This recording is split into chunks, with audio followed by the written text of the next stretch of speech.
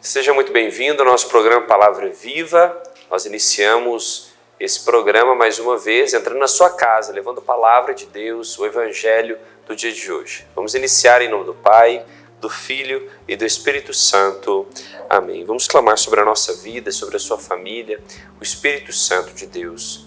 Vinde, Espírito Santo, enchei os corações dos vossos fiéis e acendei neles o fogo do vosso amor. Enviai o vosso Espírito e tudo será criado, e renovareis a face da terra. Oremos, ó Deus, que instruíste os corações dos vossos fiéis, com a luz do Espírito Santo, fazei que apreciemos retamente todas as coisas, segundo o mesmo Espírito, e gozemos sempre da sua consolação, por Cristo, Senhor nosso. Amém. A palavra de hoje está em João, no capítulo 5, versículos 17 ao 30. João, no capítulo 5, versículos 17 ao 30. A palavra de Deus diz assim: Disse-lhes Jesus: Meu Pai continua agindo até agora, e eu ajo também. Por essa razão, os judeus, com maior ardor, procuraram tirar-lhe a vida, porque não somente violava o repouso do sábado, mas afirmava ainda que Deus era seu Pai e se fazia igual a Deus. Jesus tomou a palavra e disse-lhes: em verdade vos digo, o Filho de si mesmo não pode fazer coisa alguma. Ele só faz o que vê fazer o Pai. Tudo o que o Pai faz, o faz também semelhantemente o Filho. Pois o Pai ama o Filho e mostra-lhe tudo o que se faz. E maiores obras do que esta lhe mostrará, para que fiqueis admirados. Com efeito, como o Pai ressuscita os mortos e lhes dá a vida, assim também o Filho dá a vida a quem ele quer. Assim também o Pai não julga ninguém, mas entregou todo o julgamento ao Filho. Desse modo, todos honrarão o Filho, bem como honrarão o Pai. Aquele que não honra o Filho não honra o Pai que o enviou. Em verdade vos digo, quem ouve a minha palavra e crê naquele que me enviou tem a vida eterna e não incorre na condenação, mas passou da morte para a vida. Em verdade vos digo, vem a hora e já está aí, em que os mortos ouvirão a voz do Filho de Deus, e os que a ouvirem viverão. Pois como o Pai tem a vida em si mesmo, assim também deu ao Filho ter a vida em si mesmo, e lhe conferiu o poder de julgar, porque é o Filho do homem. Não vos maravilheis disto, porque vem a hora em que todos os que se acham nos sepulcros sairão deles ao som de sua voz. Os que praticaram o bem irão para a ressurreição da vida, e aqueles que praticaram o mal ressuscitarão para serem condenados. De mim mesmo não posso fazer coisa alguma, julgo como ouço, e o meu julgamento é justo, porque não busco a minha vontade, mas a vontade daquele que me enviou. Palavra da salvação, glória a vós, Senhor. Muito bem, então nós estamos aqui meditando aquilo que na Escritura é chamado da comunhão do Pai e do Filho. O começo do Evangelho já demonstra o motivo pelo qual os judeus criaram tanto problema com Jesus, né? E aqui há dois motivos principais. O primeiro é o fato de Jesus violar o sábado. Então Jesus aqui, ele viola algo que para os judeus é extremamente importante, que é a sacralidade do sábado, o dia do repouso. E Jesus, de certa forma, né, quando ele traz essa questão do sábado, em vários outros momentos, como isso é muito caro aos judeus, é citado como uma certa atitude de revolta de Jesus, ou uma atitude incoerente àquilo que se ensinava ao povo judeu. Mas a verdade é que há dois pontos importantes sobre o sábado. O primeiro é que Jesus está mostrando que Deus está ali, ou seja, sendo Jesus Deus, então não é necessário que haja o repouso, porque como disse Jesus em um outro momento, né? Enquanto o noivo está entre eles, eles não jejuarão, mas quando o noivo for tirado, eles então jejuarão. Ou seja, o fato de Deus estar ali entre eles fazia com que o sábado não tivesse todo aquele peso. Jesus também quis levar a uma profunda reflexão do que era de fato o sábado. Não fazer o bem no dia de sábado, não fazer uma caridade no dia de sábado, não fazer o que era necessário, enfim. Mas esse é o primeiro ponto, o fato de que Jesus estava ali, demonstra que ele estava com eles. Mas o segundo ponto é o fato de que Jesus já estava de fato esvaziando o sábado para então reinaugurar o dia do Senhor, o Dominus, o domingo, o dia do Senhor, que é o dia da ressurreição. Então, para Deus, não o último dia da semana, para Deus o primeiro dia da semana. A Deus sempre o que a gente chama de primícias, ou seja, o que há de primeiro. O primado do absoluto é dar ao absoluto que é Deus sempre as primeiras coisas, o primeiro tempo, o primeiro mover da vontade, do coração, do intelecto. Então, a Deus sempre o que há de primeiro, são as primícias. Então, em primeiro lugar, Jesus aqui coloca a importância, aqui um dos primeiros pontos de discórdia era o fato de que Jesus, para eles, violava a sacralidade do sábado. Mas aqui, como expliquei, Jesus queria tanto esvaziar o sábado para tratar o domingo como o dia do Senhor, não o último dia da semana, mas o primeiro, como também queria dizer que ele estava no meio deles, e como naquela passagem, se o noivo está com eles, eles não precisam jejuar, mas quando o noivo for tirado, eles jejuarão. Bom, mas há um outro ponto também de desavença de Jesus com o povo judeu. E aqui São João, ele praticamente resume isso. Ele coloca, por essa razão os judeus com maior ardor, ou seja, que eles eram ardorosos na lei, procuravam tirar-lhe a vida. Porque não somente, aí duas coisas, ele violava o repouso do sábado, mas afirmava ainda que Deus era seu pai. E se fazia então igual a Deus. Ou seja, esse é o ponto central. O fato de que Jesus, ele se afirmava ser o Filho de Deus. O fato de Jesus dizer que ele era Deus. Muitas pessoas, às vezes, apontam, criticando o cristianismo, o povo islâmico, por exemplo, é um deles, que reconhece a pessoa de Jesus, a importância de Jesus, mas não tem como Deus. O próprio povo judeu não tem como Deus. E várias outras religiões. É praticamente impossível questionar que Jesus existiu. As comprovações históricas da existência de Jesus vão além da de Aristóteles, de Platão e de tantos outros, do tempo dele ou antes dele. Então, que Jesus existiu, isso é uma evidência histórica. Agora, a questão é se Jesus é quem ele dizia que era. E Jesus afirmava categoricamente, como nessa passagem, que ele é Deus. Porque é o Filho de Deus, porque é semelhante ao Pai.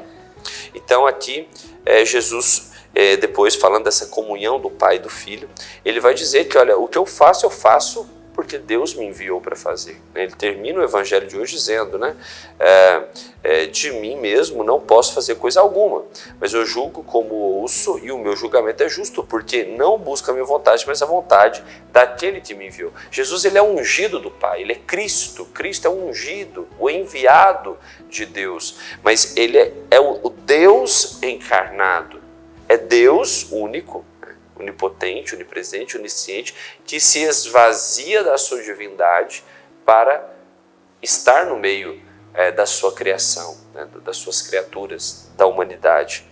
E Deus faz esse movimento, de fato, por amor.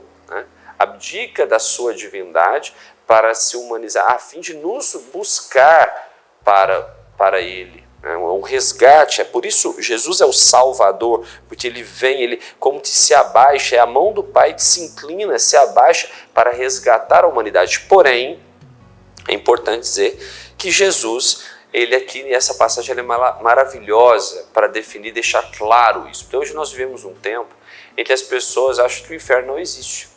Ou que ninguém vai para o inferno, porque o inferno é um lugar vazio, porque Deus é pura misericórdia, então todos vão para o céu. Mas olha o que disse Jesus, afirmar isso é dizer que Jesus é mentiroso. Porque olha o que Jesus disse, pois como o Pai tem a vida em si mesmo, assim também deu o Filho a ter a vida em si mesmo. Ele conferiu o poder de julgar, porque ele é o Filho do homem.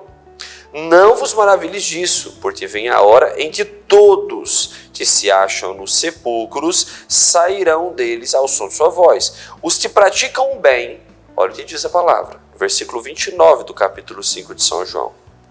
Os que praticam o bem irão para a ressurreição da vida, a vida eterna, né, para o reino de Deus. E aqueles que praticam o mal ressuscitarão, também viverão eternamente, porém, para serem condenados. Que há pessoas que praticam o mal, isso é óbvio. É só olhar para o mundo que nós vivemos, ou ir até para a história da humanidade. Muitos praticaram muito mais o mal do que o bem. E praticaram o mal e muitos se arrependeram do mal cometido, outros não. Morreram numa situação em que achavam que o mal cometido era o correto. Estas pessoas, Jesus está dizendo que elas também têm vida eterna, porque afinal de contas a alma é eterna, a alma do ser humano é eterna, ela é imortal, mas ela, se praticar o bem, viverá eternamente junto de Deus, na graça, no céu. Agora, se praticar o mal, viverá eternamente na condenação. E qual é a condenação do inferno? É permanecer eternamente longe do sentido da sua vida, que é o próprio Deus. Essa é a condenação. Estar condenado a não estar na presença de Deus, estar condenado a, embora conhecendo a verdade quem é Deus, estar na escuridão. Se Deus é luz, sem Deus há trevas. Se Deus é verdade, é a enganação, a mentira. E o que está do outro lado. Então, a ausência de Deus é o que define o inferno, né? A ausência da graça, da presença de Deus. Muito bem, no segundo momento, nós vamos intensificar aqui a reflexão e compreender melhor o que Jesus está partilhando conosco, nos ensinando acerca da sua comunhão com o Pai e acerca dessa exortação da importância de praticarmos o bem para termos a vida eterna e de evitarmos o mal a todo custo. Daqui a pouco a gente volta com mais programa Palavra Viva. Deus abençoe.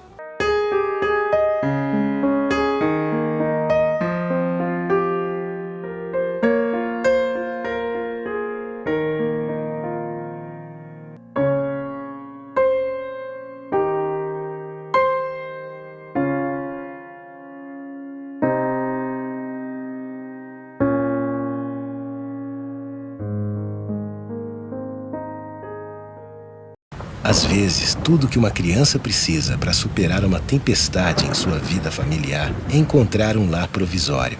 Uma família que a acolha por um tempo, enquanto sua própria família se reestrutura para recebê-la de novo. Essa é a proposta do Serviço Família Acolhedora. Transformar as dificuldades de hoje em possibilidades de futuro. Serviço Família Acolhedora. A tempestade passa, a vida continua. Participe e faça a diferença. Passa, a vida continua. Participe e faça a diferença.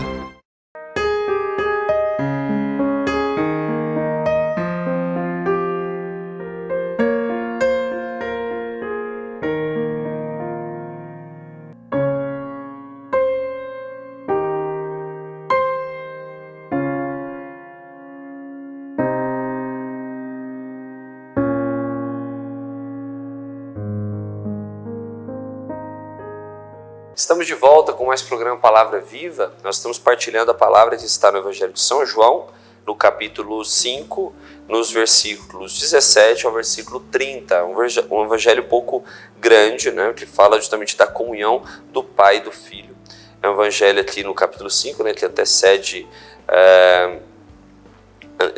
aqui o grande capítulo 6 de São João, que é o capítulo mais eucarístico que nós temos nos evangelhos, né, que fala da multiplicação do pão e depois do discurso de Jesus sobre o pão da vida. Mas antes de falar que ele é o pão vivo descido do céu, etc., ele fala da comunhão do Pai com o Filho, né?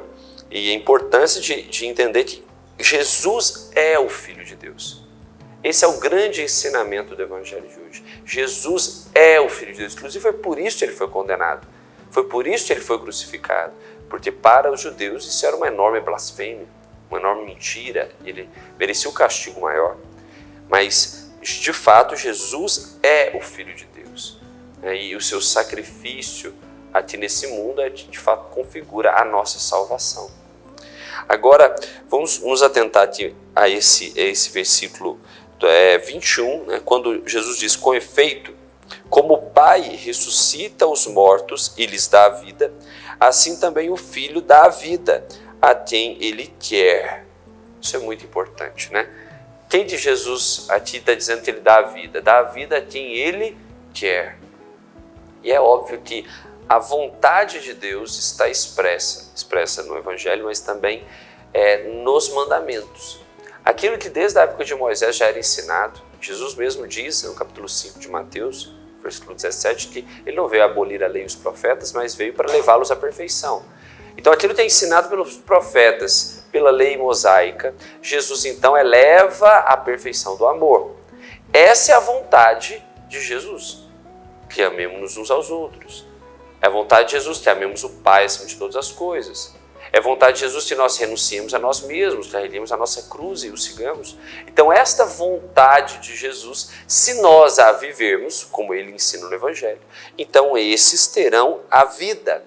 Eu gosto sempre de dizer, né, porque quando nós falamos de vida, a gente olha para nós e não, mas nós vivemos, nós temos vida.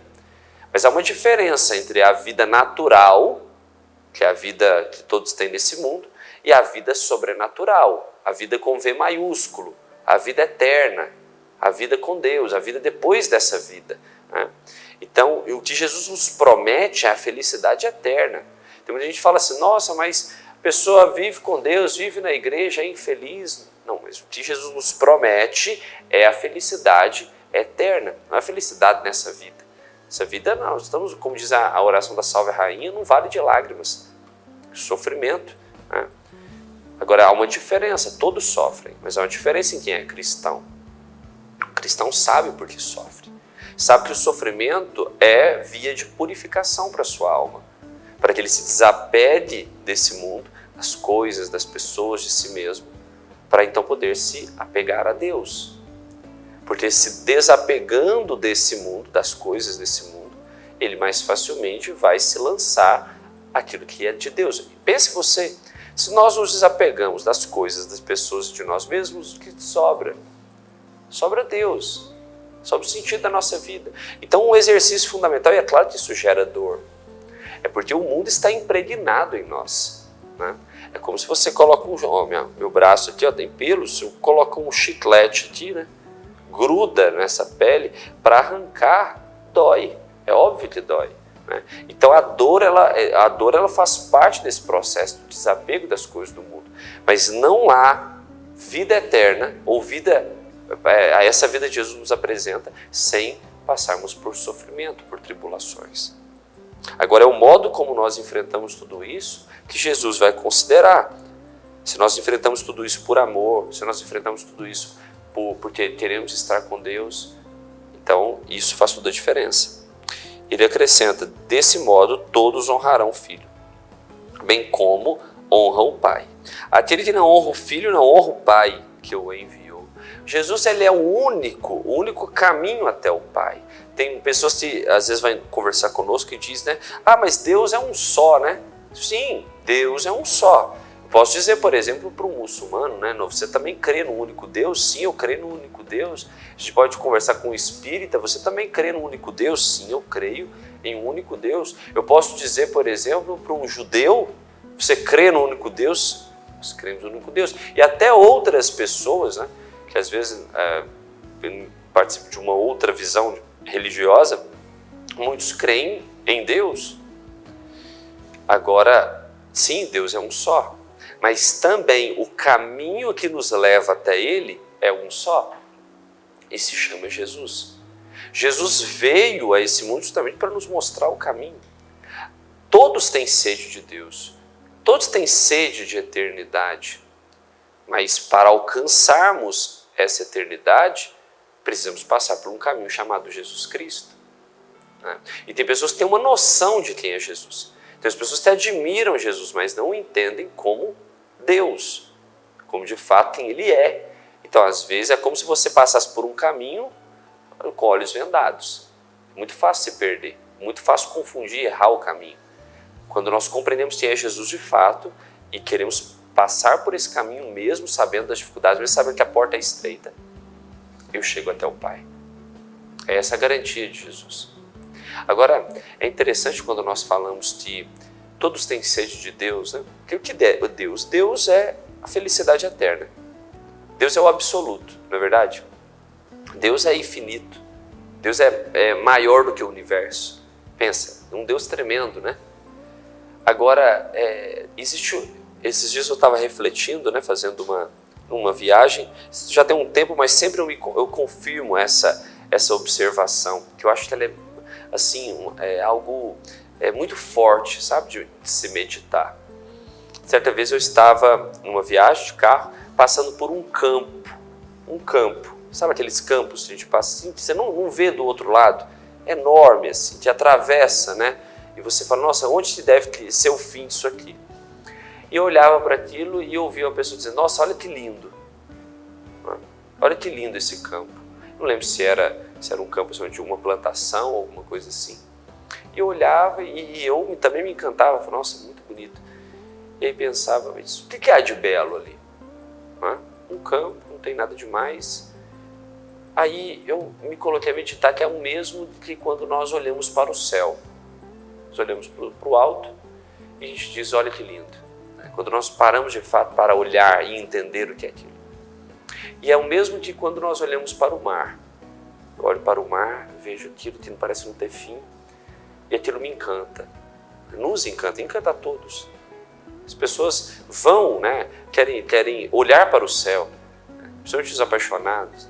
As pessoas vão para a praia, olham para os campos. O que essas coisas têm em comum? O que um campo verde, o mar, o céu tem em comum?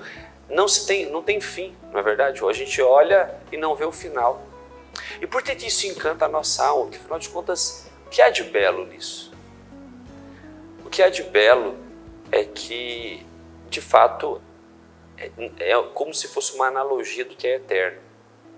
E essa, para mim, é a comprovação de que a nossa alma, a alma humana, ela tem sede, ela anseia por eternidade.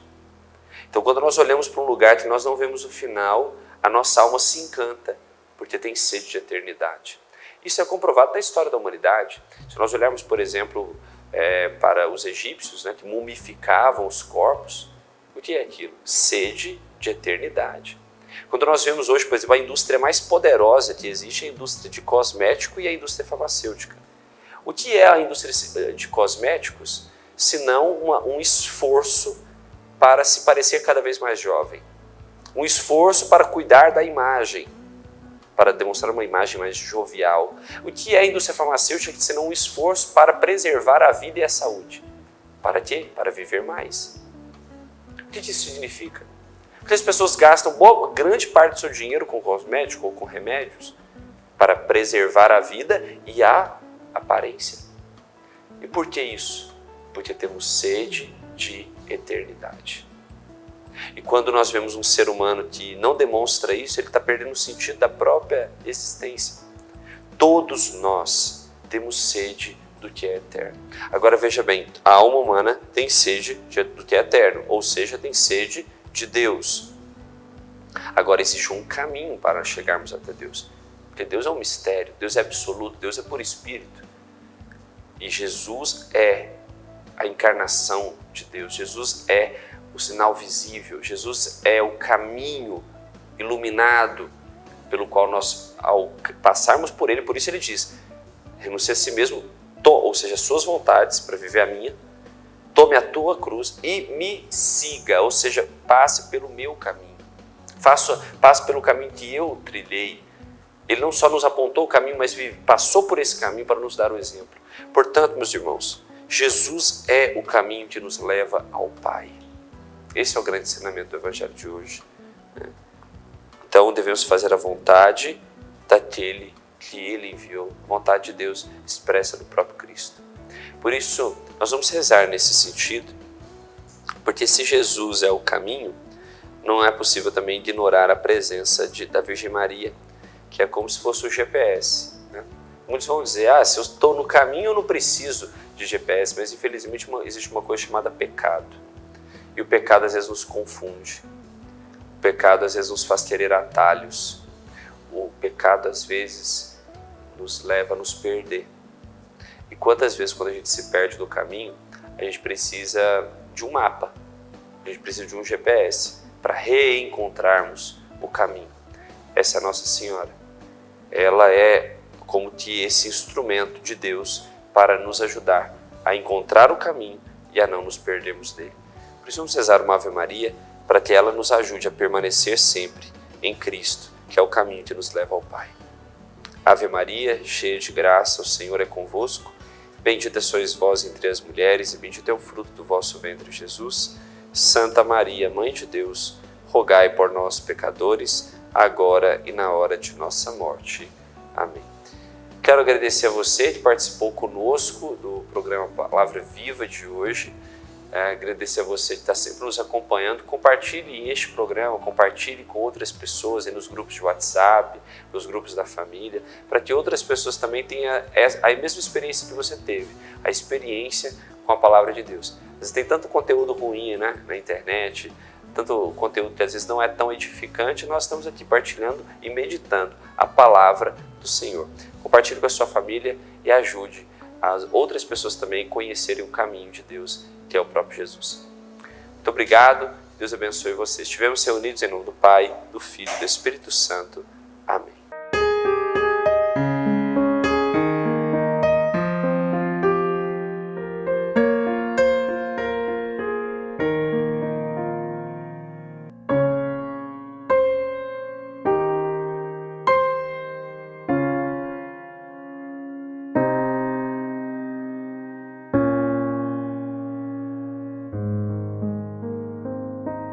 Você sabia que parte do que você paga de imposto de renda pode ser direcionado ao Lar dos Idosos de Divinópolis? É uma maneira bonita de expressar compaixão e de contribuir com os idosos de nossa cidade. Pergunte ao seu contador ou ligue hoje mesmo para o lar e se informe. É fácil e você destina parte de seu imposto para quem precisa. Lar dos Idosos de Divinópolis. Cuidado e amor na hora certa.